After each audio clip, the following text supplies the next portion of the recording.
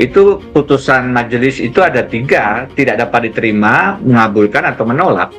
Dalam hal ini opsi tidak dapat menerima itu sudah bisa kita terus out, karena itu terkait dengan syarat-syarat prosedur, apakah diajukan 3 kali 24 jam setelah penetapan KPU, itu semua sudah dipenuhi.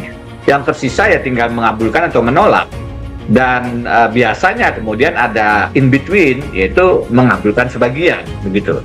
Nah, mengabulkan itu artinya permohonan 01 dan 03 diterima, pasangan calon 02 didiskualifikasi, baik Prabowo maupun Gibran.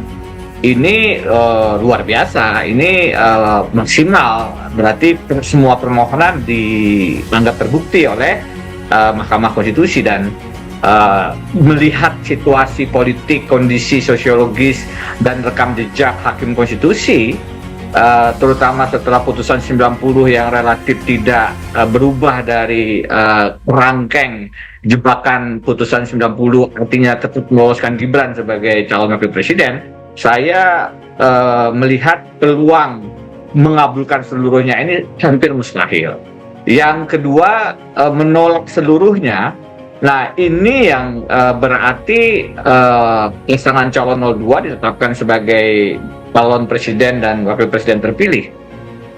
Permohonan 01 maupun 03 tidak dianggap punya dasar alat bukti, tidak berdasar alasan hukum, dan sayangnya meskipun saya berharap tidak terjadi ya, ini kelihatannya sekarang punya kans paling besar untuk menjadi kenyataan. Kenapa demikian? Karena berbagai faktor. Saya melihat hakim ada kekhawatiran ataupun masih punya kecenderungan untuk bersifat relatif tekstual konservatif, meskipun memanggil 4 menteri, tetapi dalam proses persidangan cross examination-nya tidak terlalu maksimal saya lihat. Tidak ada keinginan untuk memanggil lebih dari 4 menteri itu, Kapolri, misalkan presiden, dengan berbagai alasan yang menurut saya diperlukan jika ingin mengabulkan permohonan pasangan calon 1 dan 3. Jadi kecenderungan untuk menolak ini atau menerima itu menjadi kecil. Yang mungkin adalah mengabulkan sebagian, tapi lagi-lagi mengabulkan sebagian yang diminta oleh pasangan calon Amin 01 itu adalah mendiskualifikasi hanya Gibran Rakabuming Raka, padahal itu berarti MK keluar dari kerangkeng putusan 90. Padahal sejauh ini setelah putusan 90, semua putusan MK relatif menguatkan konstitusionalitas pencawapresan Gibran. Saya dengan rekan Jenderal Arifin Muhtar misalnya itu menguji formil, menyatakan harusnya putusan 90 itu secara proses bisa dibatalkan, tapi itu pun tidak diambil sebagai bagian dari putusan oleh rekan-rekan di Mahkamah Konstitusi.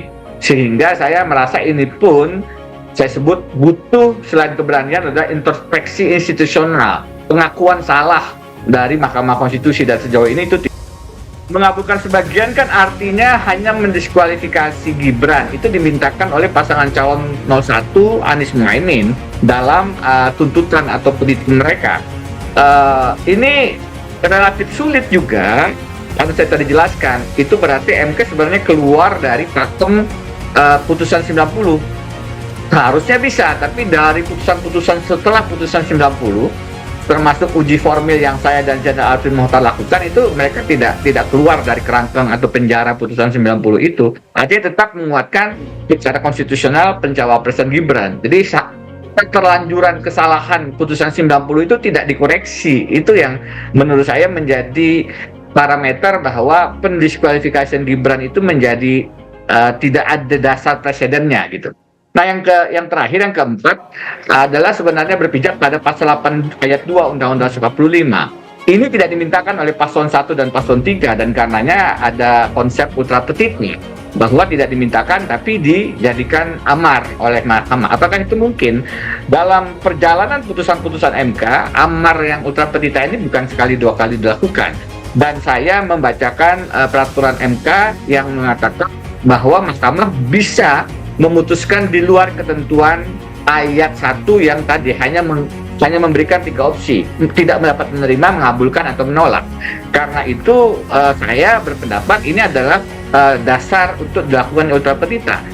Pasal 8 ayat 2 adalah menetapkan pemenang calon presiden Prabowo sebagai presiden terpilih, tetapi membatalkan kemenangan calon wakil presiden Prabowo Gibran Rakabuming Raka.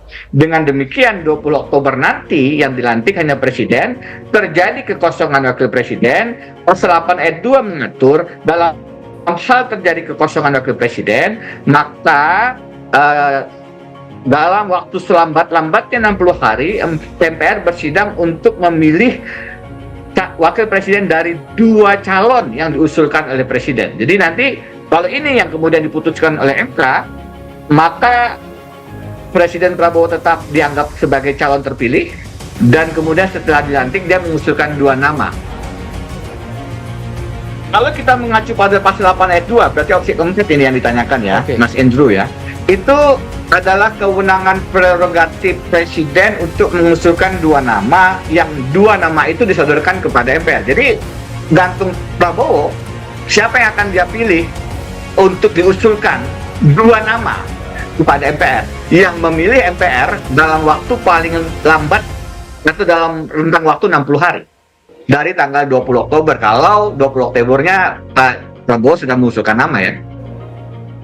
Secara ekspektasi harapan saya sebenarnya ingin agar ada penegasan pemilihan presiden ini jangan dicawe-cawe Presiden Jokowi, sehingga kemenangan terutama calon wakil presiden Gibran itu semestinya bisa dibatalkan ya. Itu dari sisi harapan.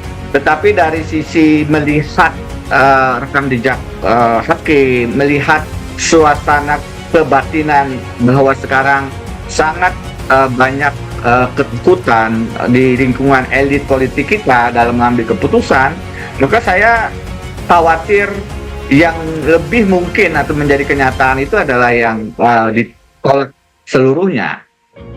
Tentu saja ini akan mengecewakan, karena itu berarti menguatkan pelanggaran konstitusional yang secara terang sebenarnya dilakukan oleh Presiden Jokowi lewat cawe-cawenya dalam Pilpres